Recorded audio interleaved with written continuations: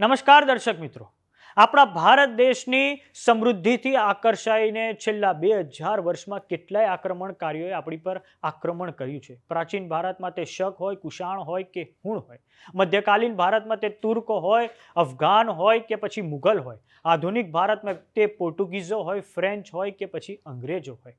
ભારતે હંમેશાથી દુનિયાને યુદ્ધ નહીં પણ બુદ્ધ આપ્યા છે.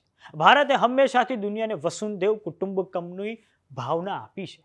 પરંતુ આઝાદી પછી આપણું પડોશી દેશ પાકિસ્તાન ક્યારેય ના સુધર્યું. આઝાદી પછી ભારતની ત્રણ સેનાઓ, વાયુસેના હોય, સ્થળ સેના હોય કે પછી ઇન્ડિયન નેવીએ પાકિસ્તાનને દર વખતે મુંહતોડ જવાબ આપ્યો છે.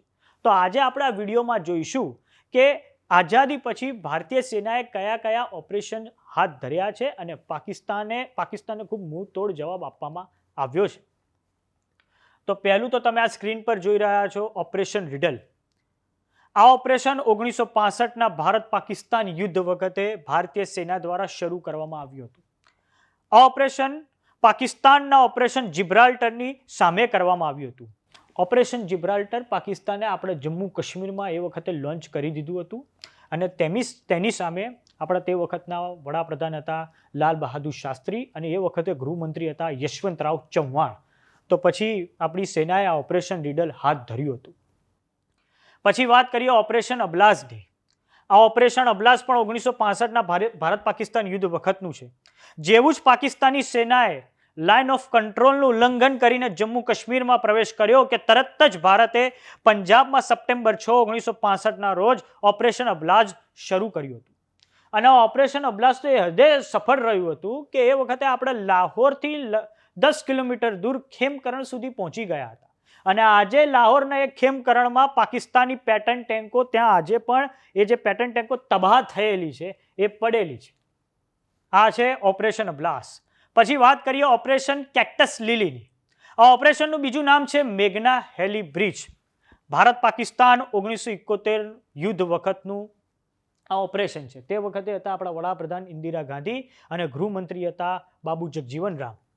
આ ઓપરેશન અંતર્ગત ભારતીય સેનાએ અને ભારતીય વાયુસેનાએ, ભારતીય સેના એટલે થલ સેનાએ અને વાયુસેનાએ મેઘના નદી ક્રોસ કરીને તે વખતના પૂર્વ પાકિસ્તાનની રાજધાની ઢાકામાં પગ રાખ્યો હતો ઓપરેશન કેક્ટસ લીલી અંતર્ગત. અને સમગ્ર વિશ્વએ જોયું હતું કે કઈ રીતે પાકિસ્તાનના ભાગલા પડ્યા હતા અને બાંગ્લાદેશ નામનું એક નવું રાષ્ટ્ર ઉભરી આવ્યું હતું. વાત કરીએ ઓપરેશન ટ્રાઇડન્ટ એન્ડ પાયથનની.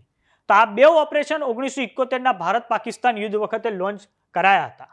આ ઓપરેશન ભારતીય નૌકા સેના એટલે કે આપણી નેવી દ્વારા પાકિસ્તાનના બંદર કરાચીની વિરુદ્ધમાં લોન્ચ કરવામાં આવ્યું હતું.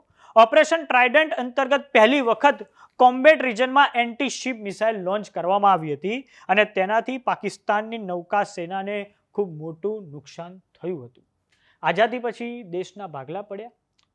આપણી પાસે મુંબઈ આવ્યું, એમની પાસે કરાચી ગયું અને કરાચી એ પાકિસ્તાનનું ખૂબ મહત્વનું બંદર છે અને સ્ટ્રેટેજિક બંદર છે. ત્યાંથી પાકિસ્તાનનો વેપાર તો થાય છે પણ તેની જે સ્ટ્રેટેજિક રીતે પણ તે ખૂબ મહત્વનું છે પાકિસ્તાન માટે અરબ સાગરમાં. વાત કરીએ ઓપરેશન મેઘદૂતની. તો આ ઓપરેશન અંતર્ગત સિયાચીન ગ્લેશિયર ભારતે પાછું મેળવ્યું હતું. આ સિયાચીન ગ્લેશિયર ટ્રાયપોન્ટ પર છે એટલે કે તેની એક તરફ ભારત છે, બીજી તરફ પાકિસ્તાન છે, ત્રીજી તરફ ચીન છે. આ ગ્લેશિયર પાકિસ્તાને ગેરકાયદેસર રીતે 1984માં પચાવી પાડ્યું હતું અને એ પછી 1984માં ઓપરેશન મેઘદૂત હાથ ધરવામાં આવ્યું હતું. જેવા જ ભારતને ઇન્ટેલિજન્સના ઇનપુટ મળ્યા કે તરત જ ભારતે ઓપરેશન મેઘદૂત હાથ ધરીને પાકિસ્તાની સેનાને પાછળ ખદેડી દીધી હતી. પાકિસ્તાને એ અગાઉ 1964માં ગિલગિટ બાલ્ટિસ્તાનની સક્ષગમ વેલી ચાઇનાને આપી દીધી હતી અને પાકિસ્તાનને પછી 1984માં એવું આવ્યું કે લાવો સિયાચીન ગ્લેશિયર લઈ લઈએ. પણ આપણે ઓપરેશન મેઘદૂત કર્યું અને પાકિસ્તાની સેનાને જબરજસ્ત જવાબ આપ્યો હતો. વાત કરીએ ઓપરેશન વિજયની. આ ઓપરેશન કારગિલ યુદ્ધ વખતે 1999માં હાથ ધરાયું હતું. કેમ કે પાકિસ્તાની સેનાએ કારગિલમાં ખૂબ મોટા પાયે આપણી જમીન પર કબજો મેળવી લીધો હતો. પાકિસ્તાની સેનાનો પહેલેથી જ અંદાજ અને મિજાજ છે. કાં તો એ કોઈ પેલા પઠાણોને મોકલે છે આપણી પર ઘૂસણખોરી કરવા માટે, કાં તો પોતે જ કબજો લઈ લે છે. આ ઓપરેશન દરમિયાન આપણે સફળતાપૂર્વક પાકિસ્તાની સેનાને પાછી ખદેડી દીધી હતી. અને તમે જાણીને હેરાન થઈ જશો કે ઓપરેશન વિજય વખતે ઇઝરાયેલે આપણને લેસર ગાઇડેડ મિસાઇલ આપી હતી, જેને આપણે મિરાજ 2000 નામના લડાકુ વિમાનમાં ભરાવીને જબરજસ્ત રીતે આપણે ત્યાં મારો કર્યો હતો. વાત કરીએ ઓપરેશન બંદરની. 2019માં પુલવામા ખાતે જે આતંકવાદી હુમલો થયો, CRPFના જે 40 જવાનો શહીદ થઈ ગયા હતા, તેના પછી ભારતીય વાયુસેના દ્વારા ઓપરેશન બંદર હાથ ધરાયું હતું.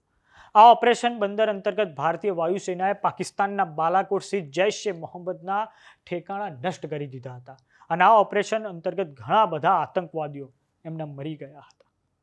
તો આ હતા આપણા ભારતીય સેનાના ઓપરેશન્સ જે આઝાદીથી લઈને અત્યાર સુધી હાથ ધરવામાં આવ્યા હતા. ભારતીય સેનાએ, આપણી જય હિન્દની સેનાએ દરેક વખતે તેની ક્ષમતા, તેની તાકાત જબરજસ્ત રીતે પાકિસ્તાનને બતાડેલી છે. હમણાં પણ આપણે ઓપરેશન સિંદૂર થકી જબરજસ્ત એ લોકોના જેટલા પણ મરકજ ને મદરસા હતા જ્યાં એ લોકો ટ્રેનિંગ લેતા હતા એ બધાને આપણે નષ્ટ કરી દીધા છે.